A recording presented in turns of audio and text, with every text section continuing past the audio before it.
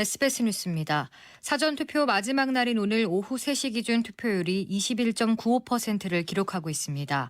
전국 단위 선거에 사전투표제가 도입된 뒤 같은 시간대 기준으로 가장 높은 수치입니다. 지역별로는 전남이 30.84%로 가장 높고 대구가 19.08%로 가장 낮습니다. 투표 종료 시각인 오후 6시까지 투표소에 신분증을 가지고 도착하면 사전투표를 할 수 있습니다. 투표소에서는 마스크를 끼고 손 소독은 물론 비닐 장갑을 껴야 합니다. 발열 등 의심 증상이 있으면 본 투표소 대신 임시로 마련된 기표소에서 투표하게 됩니다. 여야는 4.15 총선을 앞둔 마지막 주말인 오늘 핵심 승부처인 수도권을 일제히 공략했습니다. 더불어민주당 이낙연 선대위원장은 서울 접전 지역 지원 유세에 나서 최근 통합당 후보들의 막말을 겨냥했습니다. 미래통합당 김종인 선대위원장은 인천 경기를 돌며 후보 지원을 이어갔고 현 정부의 코로나19 대응과 경제 정책 등에 비판을 쏟아냈습니다. 민생당 손학규 선대위원장은 전남 지역에서 지지를 호소했고 정의당 심상정 선대위원장은 지역구 경기 고양갑을 비롯한 수도권에서 집중 유세를 펼쳤습니다. 정부가 인권 침해 우려가 불거졌던 전자 손목 밴드를 일부 자가격리자의 일탈 행위가 국민의 불안감을 주고 있다며 전자 손목 밴드, 안심 밴드를 제한적으로 도입한다고 밝혔습니다. 자가격리자 가운데 격리 장소를 무단으로 이탈하거나 담당 공무원의 전화에 불응한 사람들이 대상입니다. 물론 이 경우도 본인의 동의를 얻도록 했습니다. 안심밴드 제작과 자가격리 앱 기능 보완 등으로 2주 정도의 준비 기간을 거쳐 시행될 예정입니다. 정부는 또 불시 점검을 강화하고 자가격리 지침 위반이 적발되면 즉시 고발하는 등 무관용 조치하겠다고 강조했습니다. 국내 코로나19 확진자가 어제 하루 30명 늘어 총 1,480명으로 집계됐습니다. 1일 신규 확진자는 이번 주 초 50명 안팎에 머물더니 그제부터 사흘 연속 40명 아래로 내려갔습니다.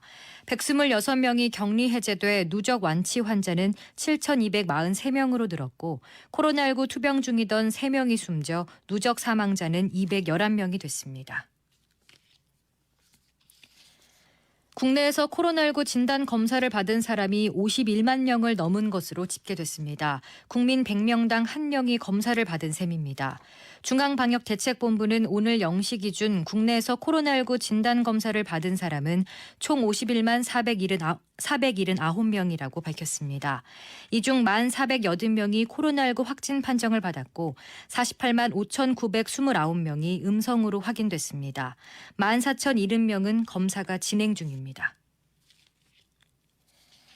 전 세계 코로나19 사망자가 10만 명을 넘어선 것으로 집계됐습니다. 지난 1월 9일 중국 우한에서 첫 사망자가 보고된 이후 92일 만입니다.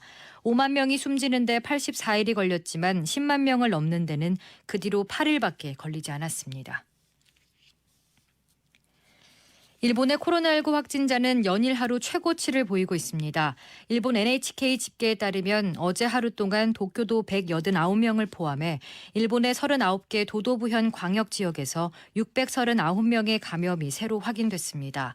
하루 확진자 수로는 가장 많은 것으로 사흘 연속 하루 최다 확진자가 나오고 있습니다. 일본 내 하루 확진자 수가 600명대로 올라선 것은 지난 1월 16일 첫 감염자가 나온 이후 처음입니다. 날씨입니다. 오늘은 전국에 구름 많은 가운데 중부지방은 대체로 맑겠습니다. 남해안과 제주도에는 5에서 30mm의 비가 예상되고 남부지방에도 5mm 안팎의 비가 내리는 곳이 있겠습니다. 경기 동부와 강원 영서, 충북 북부에는 한때 소나기가 오는 곳이 있겠습니다. 일요일인 내일도 전국에 구름 많은 가운데 강원 영동은 새벽부터, 영남 동해안은 낮부터, 제주도는 밤부터 비가 오겠습니다. 기상청은 주말 동안 비가 오는 곳이 있지만 여전히 대기가 매우 건조해 대부분 지역에 건조특보가 발효 중이라며 산불 등 대형 화재 발생에 주의를 당부했습니다. 서울의 현재 기온은 15도입니다. 주시은입니다. 뉴스를 마칩니다. SBS